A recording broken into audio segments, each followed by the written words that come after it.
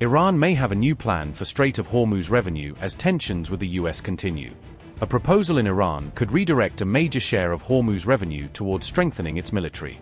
An Iranian lawmaker has revealed a new plan for Hormuz revenue amid continued tensions with the US. Iran appears to be tightening its grip around Hormuz as it seeks greater support from regional partners. Tehran plans to use revenue linked to the Strait of Hormuz to strengthen its armed forces and military infrastructure. An Iranian MP has proposed distributing Hormuz revenue between the country's military and the Iranian population. Iranian MP Ghassem Ravanbakhsh said 40% of the revenue could go to the armed forces, while 60% would support Iranian welfare. The lawmaker said the proposed Hormuz revenue plan would serve Iran's national interests. Meanwhile, Iran and Oman are reportedly preparing to issue a joint statement concerning the Strait of Hormuz. The statement is reportedly expected to outline a new passage separate from the existing southern route through the strait.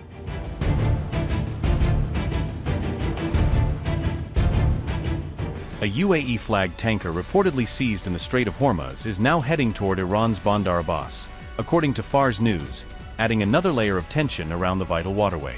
Fars News reported that Iranian forces intercepted the tanker in the northern corridor of the Strait of Hormuz, although the circumstances surrounding the reported interception remain unclear. The vessel was initially listed as heading toward Jebel Ali in the UAE, but its reported course later changed toward Iran's Bandar Abbas. The tanker was reportedly seized over alleged violations of Iranian maritime regulations, according to reports, though the specific violation has not been publicly detailed. Fars news agencies report read, and I quote, "The seized Emirati tanker, which was intercepted in the northern corridor of the Strait of Hormuz, has changed course toward Bandar Abbas."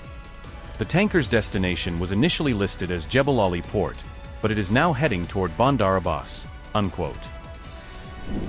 The reports remain unconfirmed, with Iranian media yet to provide complete information about the vessel, its crew, or the exact circumstances surrounding the alleged seizure.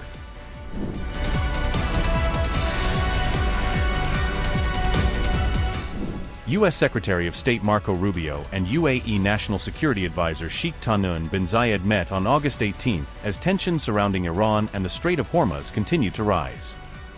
Rubio and Sheikh Tahnoun discussed regional security and closer coordination in response to Iran and its allied proxy groups across the region. Rubio also stressed the importance of maintaining freedom of navigation through the Strait of Hormuz, one of the world's most critical energy shipping routes.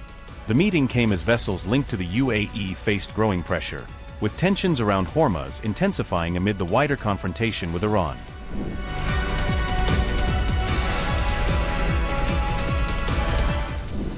News of the reported tanker seizure quickly rattled oil markets, with Brent crude rising above $91 a barrel as traders reacted to the latest disruption threat.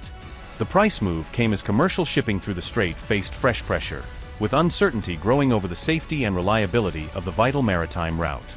UAE officials have accused Iran of using the Strait of Hormuz as a tool of economic coercion, adding to the increasingly bitter dispute between Tehran and Gulf states.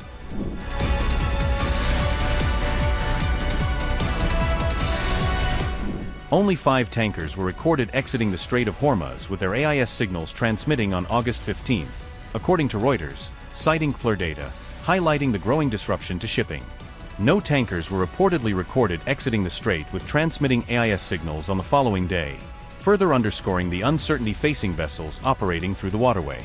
Meanwhile, Tehran responded after the UAE allegedly detected the latest missile fire originating from Iranian territory, adding another dangerous dimension to the rapidly escalating Hormuz standoff.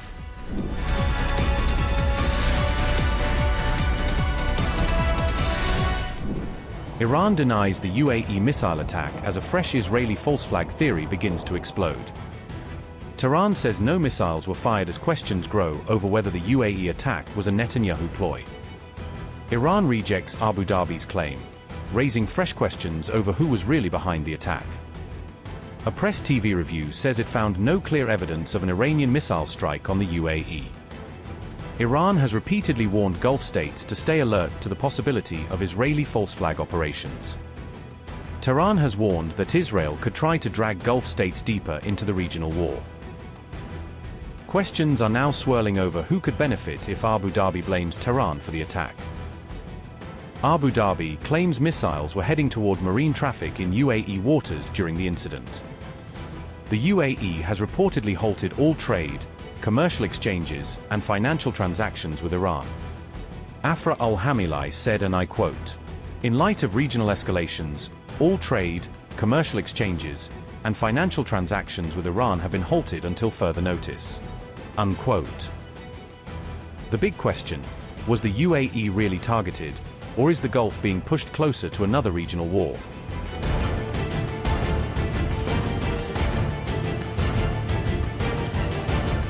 Just hours after Trump MBZ call, Iran deals a big blow to UAE as Gulf tensions spike.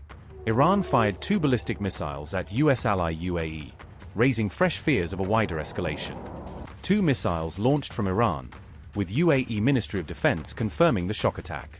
One fell outside territorial waters, another within. UAE reveals where Iran's missiles landed.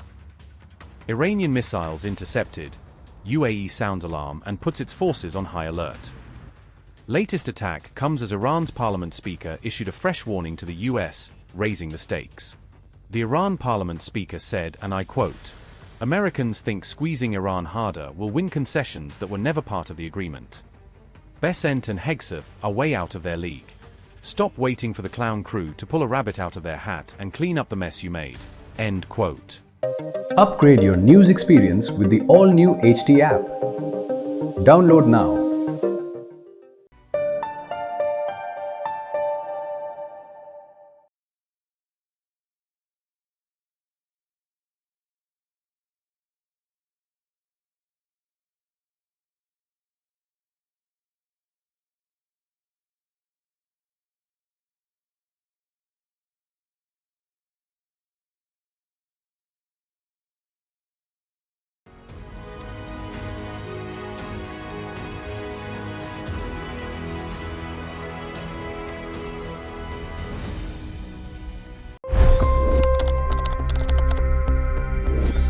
$25 crore गरीब गरीबी को परास्त करके बाहर निकले।